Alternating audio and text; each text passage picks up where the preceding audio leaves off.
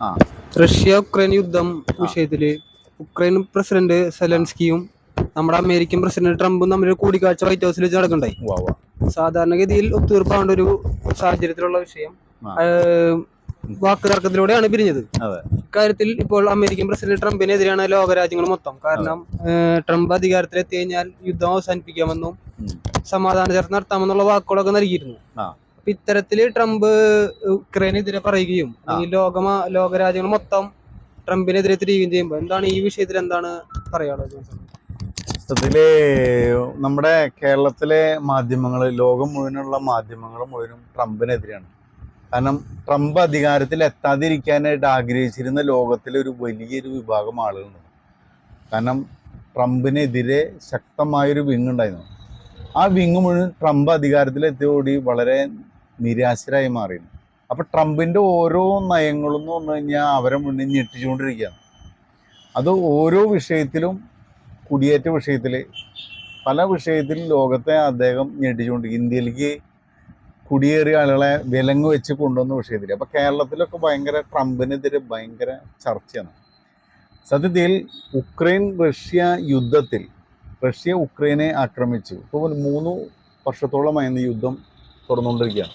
അപ്പോൾ ട്രംപിനെ സംബന്ധിച്ചിടത്തോളം ഈ അധികാരത്തിൽ എത്തുന്നതിന് മുന്നേ തന്നെ ട്രംപ് പറഞ്ഞു, ഞാൻ യുദ്ധം അവസാനിപ്പിക്കുന്നുള്ളൊരു വാഗ്ദാനം ലോകത്തിൻ്റെ അടുത്ത് പറഞ്ഞിരുന്നു. സത്യത്തിൽ ട്രംപ് ഉദ്ദേശിക്കുന്നത് എന്ന് വെച്ച് കഴിഞ്ഞാൽ അദ്ദേഹം ഒരു ബിസിനസ്സുകാരനാണ്. ഒരു ബിസിനസ്സുകാരൻ എന്ന് പറഞ്ഞാൽ ഒരിക്കലും യുദ്ധം ആഗ്രഹിക്കില്ല.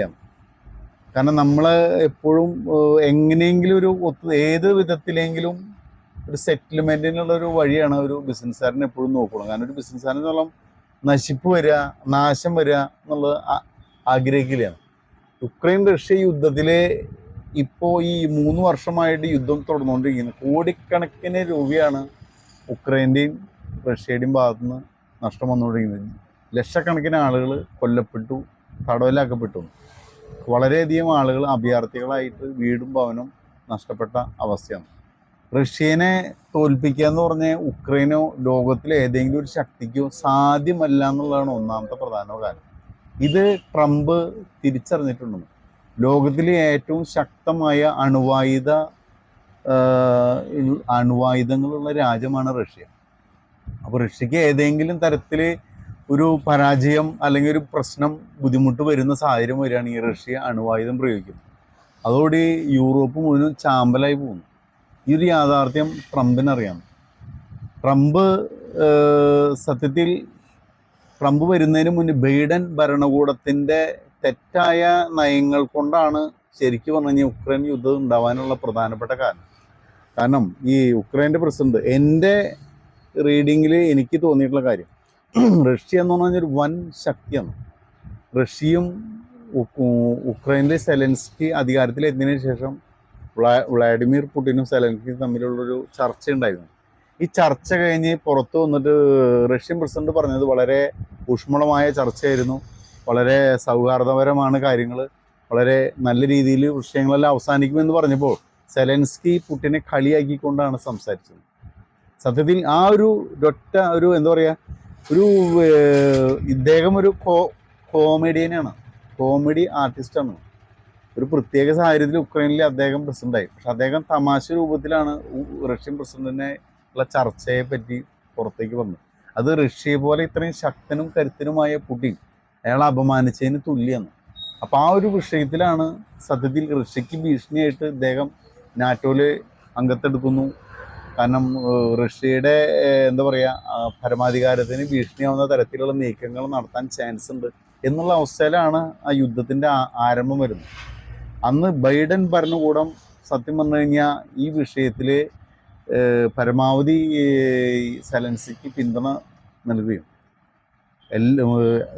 ആയുധവും സൈനികമായി എല്ലാ രീതിയിൽ ഉക്രൈനെ പിന്തുണ കൊടുത്തുകൊണ്ട് 3 വർഷത്തോളം ഉക്രൈൻ പിടിച്ചു നിന്നു. ട്രംപ് ഉദ്ദേശിക്കുന്നത് വെച്ച് കഴിഞ്ഞാൽ ഈ യുദ്ധത്തിൽ ഒരിക്കലും റഷ്യനെ തോൽപ്പിക്കാൻ സാധ്യമല്ല എന്നുള്ളത് ട്രംപ് മനസ്സിലാക്കുന്നു. കാരണം യുദ്ധത്തിൻ്റെ ഒരു പ്രത്യേക ഘട്ടം കഴിഞ്ഞാൽ റഷ്യ അണുവായുധം പ്രയോഗിക്കാനുള്ള സാധ്യത വളരെ അധികമാണ്. അതുകൊണ്ട് ലോകത്തിന് മുഴുവൻ നാശമാണെന്ന് സംഭവിക്കാം.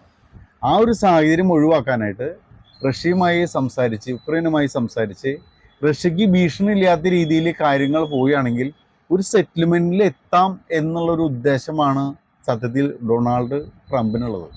സെലൻസ്കീനെ സംബന്ധിച്ചോളം റഷ്യയെ കീഴ്പ്പെടുത്തുക എന്നുള്ള രീതിയിലാണ് അദ്ദേഹത്തിൻ്റെ മണ്ടൻ ചിന്തയിൽ പോകുന്നത്. അങ്ങനെ തന്നെ കണ്ടുവരുന്നു. ഇപ്പം ട്രംപ് എന്ന് പറഞ്ഞൊരു ബിസിനസ്സുകാരൻ ഉക്രൈൻ പ്രസിഡന്റുമായി ചർച്ചയിൽ ഈ ട്രംപിനെ കൊണ്ട് റഷ്യക്കെതിരെ യുദ്ധം ചെയ്യിപ്പിച്ച് റഷ്യയെ കീഴ്പ്പെടുത്തണം എന്ന രീതിയിലുള്ള ഒരു ചിന്താഗതിയിലാണ് സെലൻസ്കി മുന്നോട്ട് പോകുന്നത്. അതൊരിക്കലും നടക്കുന്ന കാര്യമല്ല എന്ന് ഡൊണാൾഡ് ട്രംപിന് അറിയാം. അതുകൊണ്ടാണ് അദ്ദേഹം ഈ സെലൻസ്കി ആയിട്ടുള്ള തർക്കം ഉണ്ടാവുകയും പ്രശ്നം ഉണ്ടാവുകയും ചെയ്തു. ട്രംപ് ഉദ്ദേശിക്കുന്ന ഏതെങ്കിലും വിധത്തിൽ ഒരു ഒത്തുതീർപ്പ് സെറ്റിൽമെൻ്റാണ് ഉദ്ദേശിക്കുന്നത്. ആ ഒത്തുതീർപ്പിന് വഴങ്ങാനായിട്ട് സെലൻസ്കി തയ്യാറല്ല. ആ ഒരു സാഹചര്യത്തിലാണ് ഇവരുടെ ചർച്ച അലസി പിരിയും.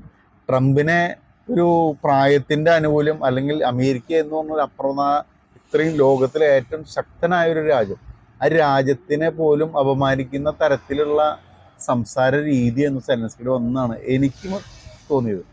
നമ്മൾ ഈ പറയുന്നതിനെ ഒരു പക്ഷെ എല്ലാവരും എതിർക്കാം, കാരണം ട്രംപിനെ എല്ലാവരും കുറ്റം പറയും. പക്ഷെ എങ്കിലും പുറത്തുനിന്ന് കാണുമ്പോൾ യുക്രൈൻ റഷ്യ യുദ്ധം സമാധാനമായി അവസാനിക്കണമെങ്കിൽ ഒരിക്കലും യുദ്ധം ചെയ്ത് റഷ്യയെ കീഴ്പ്പെടുത്തി കൊണ്ടുപോകാൻ സാധിക്കില്ല എന്നുള്ളത് വ്യക്തമാണ്.